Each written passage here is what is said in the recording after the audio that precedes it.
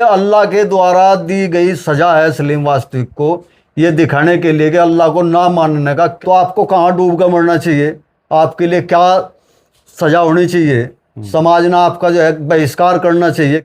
नमस्कार, स्वागत है आप सभी का हिंदुस्तान 24 पर और मैं आप सबके साथ विपिन चौधरी। एक्स मुस्लिम सलीम वास्तविक को दिल्ली पुलिस ने गिरफ्तार कर लिया है। और सलीम वास्तविक को आप सभी लोग जानते ही हैं, एक यूट्यूबर हैं और किस तरीके से वो पानी पी पी कर इस्लाम धर्म को गालियां देते थे, इस्लाम धर्म की मान्यताओं पर सवाल उठाते थे। कुछ कट्टर हिंदू भी उन्हें बहुत पसंद करते थे। यहीं पर सवाल उठता है कि हिंदू उनके समर्थक, उनके प्रशंसक आखिर क्यों थे। आज इस बड़े ही महत्वपूर्ण विषय पर हम बात करेंगे और बातचीत करने के लिए आज हमारे साथ एडवोकेट ब्रह्मपाल गुर्जर जी मौजूद हैं। एडवोकेट ब्रह्मपाल गुर्जर जी, आपका बहुत बहुत स्वागत है हिंदुस्तान 24 पर। विपिन चौधरी जी, हम आपका भी स्वागत करते हैं, आप आए, आपका बहुत बहुत धन्यवाद। आपके दर्शकों का मैं धन्यवाद करता हूँ। एक्स मुस्लिम सलीम वास्तविक का तो पर्दाफाश हो गया है, वो तो एक हत्यारे निकले हैं। आपने ऐसी उम्मीद की थी कि भाई इस तरीके से पब्लिक के बीच रहने वाला व्यक्ति इतना बड़ा गुनहगार हो सकता है? मैं क्या, कोई भी उम्मीद नहीं कर सकता ऐसी। जो आदमी पब्लिक के बीच रहता है और पब्लिक को ज्ञान देता है, अगर वो खुद एक कातिल निकले तो धक्का तो पहुंचेगा लोगों को, धक्का पहुंचना लाजिमी था। सलीम वास्तविक की जहाँ तक आप बात कर रहे हैं ना, वो खुद में कुछ नहीं था, उसके पीछे एक बहुत बड़ा वर्ग, एक स्पॉन्सर्ड लगे हुए थे उसके पीछे। वो खुद क्या मानता था क्या नहीं मानता था, ये पर्सन भी बात का है। पहला पर्सन ये है कि उसके अंदर जो बोलता था वो सलीम वास्तविक नहीं बोलता था। उसके अंदर एक अंधभक्तों का, एक कट्टर हिंदुओं का, जो हिंदू को भी बदनाम करने पे तुले हुए हैं, एक वर्ग उनको जो है सहायता देता था, स्पॉन्सर करता था, उनको पैसा देता था। उन लोगों के द्वारा इस्लाम को नीचा दिखाने के लिए उसका इस्तेमाल किया जाता था।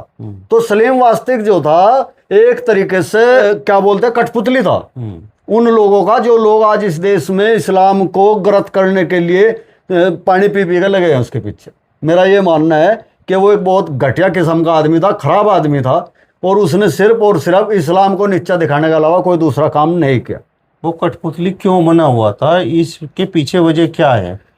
कठपुतली बनाने के लिए वो अकेला नहीं है, इस देश में बहुत सारे लोग कठपुतली बना रखे हैं। आज वर्तमान में भी जो लोग शासन कर रहे, उनकी मंशा भी यही है कि इस देश के अंदर इस हिंदू मुस्लिम का माहौल पैदा करके गलत तरीके से लोगों पर शासन किया जाए, इसलिए उसको कठपुतली बना रखा था इन्हें।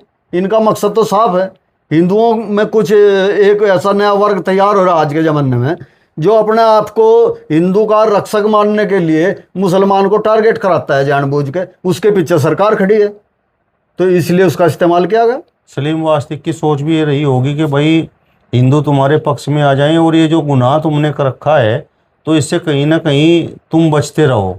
मेरा तो ऐसा मानना है इसमें कि उसको लगा नहीं ऐसा, उसको पहले से ही तैयार करेगा ये जानकारी रहते हुए कि ये कातिल है। ऐसी बात नहीं है, उसका मामला कोर्ट के अंदर था, कोर्ट ने उसको सजा करी, वो अपील में गया होगा, तब वो जमानत पर बाहर आया होगा, उसके बाद फरार हुआ। तो क्या इस देश की, इस प्रदेश की सरकार ने ये जानकारी नहीं है कि मेरा मुलजिम है, ये फरार है, और उस आदमी को जो है आप हीरो बना रहे? उसके अंदर ये बात हो ना हो, इस मुकदमे से बचाने के लिए उसको इन लोगों ने जो है तैयार करा, और उसको भी इसमें लाभ नजर आ रहा था, इसलिए वो जिस तरीके से ये लोग उसको बुलवाना चाहते थे बोलता था। मतलब आपके कहने का तात्पर्य ये है कि जो कट्टर हिंदू उसके समर्थक थे, उन सबको मालूम था कि भाई ये कातिल है? हाँ, क्यों नहीं मालूम होगा? अगर नहीं भी मालूम था तो ये कितना बड़ा फेलियर है। कौन पता करेगा इस चीज़ का कि इस देश के अंदर जो है कौन लोग अपराधी हैं, कौन निर्दोष लोग हैं? 2 लोगों को जो है पुलिस के द्वारा एनकाउंटर करेगा। जिन लोगों ने सलीम वास्तविक के ऊपर हमला किया था, उन लोगों को पुलिस के द्वारा बहुत कम समय के अंदर हाथों हाथ उनका जो है मर्डर कर दिया, एनकाउंटर क्या, मर्डर कर दिया उनका गलत तरीके से। तो जब 24 घंटे के अंदर, 48 घंटे के अंदर, बहुत कम समय में उन 2 लोगों को पकड़कर एनकाउंटर किया गया, तो 20 साल तक सलीम वास्तविक जो है इनकी नज़रों से कैसे बच गया? तो मुझे तो इसमें भी झोल नज़र आता है कि उसको उस मुकदमे से बचाने के लिए, उस सज़ा से बचाने के लिए मुसलमान के खिलाफ यूज किया गया, और उसको भी लगा कि हिंदुओं, कट्टर हिंदुओं की आड़ में, उन हिंदुओं की आड़ में जो हिंदुत्व को भी ख़त्म करने पे तुले हुए हैं, जो पूरे देश का जो है नेस्तनाबूद करने पे तुले हैं, कि उनकी आड़ में उनके पीछे खड़ा हो गए, उनकी भाषा बोल के इस्लाम को गाली दे के मैं जो है इस सज़ा से बच सकता हूँ? मतलब हिंदू केवल इस वजह से सलीम वास्तिक के एक तरह से समर्थक बने हुए थे क्योंकि वो लगातार इस्लाम को गालियां दे रहा था और इस्लाम की मान्यताओं पर सवाल उठा रहा था। देखो, जो आदमी इस्लाम में होता है उसका सबसे पहला नियम, उसका कायदा यही है कि वो अल्लाह पर भरोसा करेगा। ये पूरा इस्लाम को मानने वाला हर आदमी इस चीज़ को मानता है। तो वो सबसे पहले यही बात कहता था कि मैं अल्लाह को नहीं मानता, अल्लाह नहीं होता। तो इस्लाम से उसका क्या लेना देना रहेगा जो आदमी अल्लाह को नहीं मानता? अगर कोई आदमी हिंदू है, उसका ये मानना है कि भाई मैं पुनर्जन्म को नहीं मानता, मैं परमात्मा को नहीं मानता, तो वो फिर हिंदू नहीं है। अगर ऊंच नीच को नहीं मानता तो उसमें क्या आप मानने के हिंदू रहेगा? वो इसी तरीके से जो है इस्लाम को नहीं मानता था। सलीम वास्तविक का मकसद केवल कट्टर हिंदुओं को, उन लोगों को जो इस देश का अमन चैन खराब करना चाहते हैं, उनका काम करता था। वो उसके लिए उसको पैसा देते थे, उसको जो है सज़ा से बचाने का प्रलोभन देते थे, और ना जाने उसको जो है क्या क्या उन लोगों ने जो है सहायता देने का वादा किया होगा, ये तो वो लोग जानते होंगे। लेकिन सलीम वास्तविक जो है कठपुतली की तरह काम करता था उन कट्टर हिंदू के कहने। 13 साल के एक बच्चे की उसने हत्या की थी जिसका शव नाले से बरामद हुआ था। हत्या तो देखो हत्या है, चाहे किसी बड़े की भी है, लेकिन ये एक मासूम बच्चे की जघन्य हत्या थी। इस बात को सुनकर जो है कलेजा कांप उठता है लोगों का। हमें भी बड़ा कष्ट होता है कि कैसे एक 12-13 साल के बच्चे को उस आदमी ने जो है कत्ल करके नाले में डाल दिया। तो आप सोच सकते हैं एक राक्षस जैसा काम उसने किया, उसकी सज़ा जो है उसके लिए जितनी भी बड़ी हो सकती है वो कम है, मेरा भी मानना है। अब ये हिंदू कहाँ पर अपना मुंह छुपाएंगे? एक बड़े कातिल के वो समर्थक बने हुए थे, उसकी प्रशंसा कर रहे थे। देखो विपिन चौधरी जी, जो मैं कहूँगा शायद आपको भी अटपटा लगे, एक कातिल की बात मत करो आप। आज इस देश के अंदर जो सत्ताधीश बैठे हैं वे कातिलों को ही सजा देते हैं, वो कातिलों को ही पनपा रहे इस देश के अंदर। जिन आप कट्टर हिंदुओं की बात कर रहे हैं, वो लोग जो है इस देश के अंदर गोधरा कांड से लेकर आज तक हत्याएं, आगजनी, ध्वस्तीकरण, नफरत, इस चीज़ के आधार पर ही इस देश के जो बड़े पद हैं उन पर काबिज हैं। और केवल सलीम वास्तविक तो एक बच्चे का कातिल है, ये तो हजारों लाखों बच्चों के कातिल हैं जो लोग उसको सजा दे रहे हैं। सलीम वास्तिक का गला काटने वालों का उत्तर प्रदेश पुलिस ने एनकाउंटर कर दिया। जी जी। अब कुछ लोग सवाल ये पूछ रहे हैं कि भाई ये तो एक 13 साल बच्चे का हत्यारा है, तो इसका ऑन द स्पॉट एनकाउंटर क्यों नहीं किया गया? इसके घर पर बुलडोजर कब चलेगा? देखो वैसे तो मैं इस बात का समर्थन नहीं करता कि सलीम वास्तविक की गर्दन पर हमला करने वाले लोगों को पुलिस ने एनकाउंटर कर दिया, तो पुलिस ने भी एक तरीके से मर्डर किया है। कोई आदमी इस देश के अंदर अपराध करता है तो इस देश का कानून, इस देश का संविधान इसकी इजाज़त नहीं देता कि गैर कानूनी तरीके से किसी आदमी को जो है उसके जीवन से वंचित कर दिया जाए। उसके लिए प्रॉपर कानून है, तरीका है, न्यायालय है, गवाह है, सब कुछ है।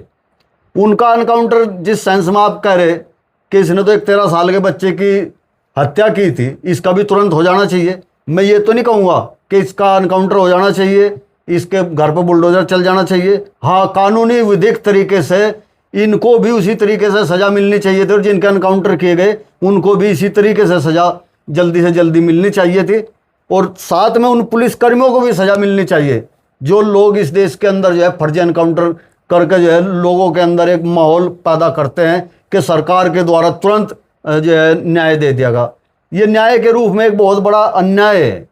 अगर इस देश का कानून आप नहीं मानते तो फिर उसको जो है आप बुलडोजर चला के उसको जो है आप फर्जी एनकाउंटर करके मार सकते हैं। ये लोगों को आज अच्छा भी लग रहा है, कुछ लोगों को, उनको इसमें जो है ऐसा लगता है कि हमारे हीरो आ गए, अब ये इसको जान से मार देंगे। 90 के दशक में जिस 13 साल बच्चे की हत्या हुई थी, आज मैं देख रहा था उसकी माँ कैमरे के सामने थी और किस तरीके से वो रो रही थी, कितनी बेचैन थी, किस तरीके से उसके आंसू निकल रहे थे, वो कोई भी व्यक्ति देख नहीं पाता। तो इतना लंबा समय सलीम वास्तिक किस तरीके से सरकारों को धोखा देता रहा, किस तरीके से वो बचता रहा? सलीम वास्तविक के पास ऐसा क्या मामला था? इस देश के अंदर बड़े बड़े धर्माचार्य हैं जिनके पास करोड़ों करोड़ों लोग उनके समर्थक हैं, उनको मानते हैं। उनको जो है सरकार ने उनके किलों को ध्वस्त कर दिया, वो जेलों के अंदर डाल दिए। तो सलीम वास्तविक ऐसी क्या ताकत रखता था कि उसको जो है इस देश की, इस प्रदेश की पुलिस ढूंढ नहीं पाई, पकड़ नहीं पाई, जिसका रिकॉर्ड उसमें मौजूद है। ये तमाम काम जो है सुनियोजित तरीके से किया गया, एक वर्ग को नीचा दिखाने के लिए और एक वर्ग को बेवकूफ़ बनाकर जो है उसकी वोट लेने के लिए। इसके पीछे बहुत बड़ा षड्यंत्र चलता है।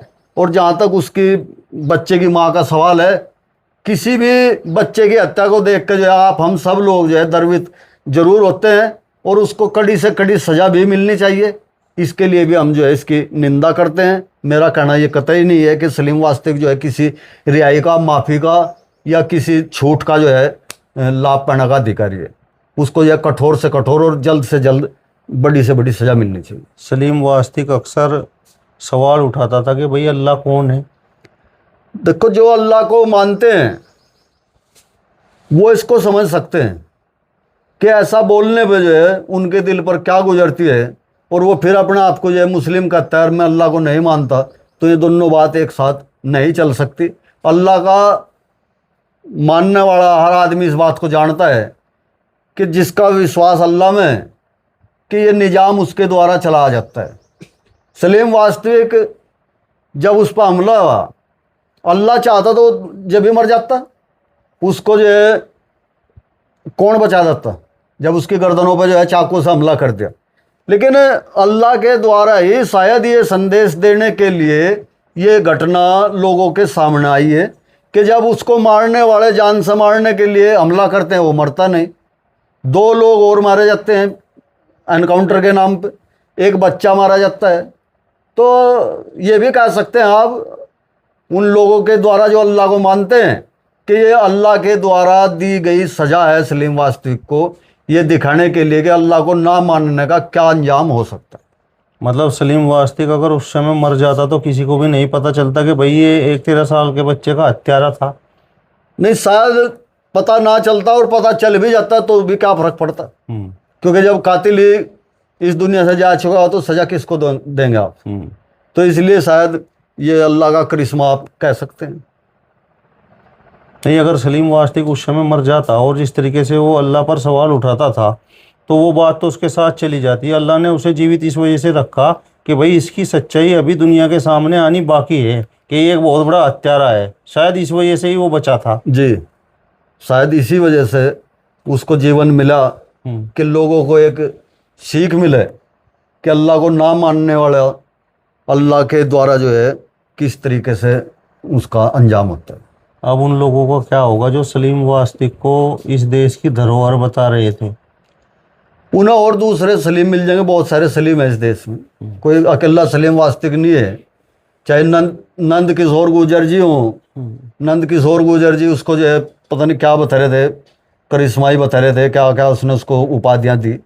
और बहुत सारे लोग हैं जो कट्टर हिंदू अपने आप को कहते हैं, वह लोग जो है और दूसरा सलीम वास्तविक ढूंढ लेगा।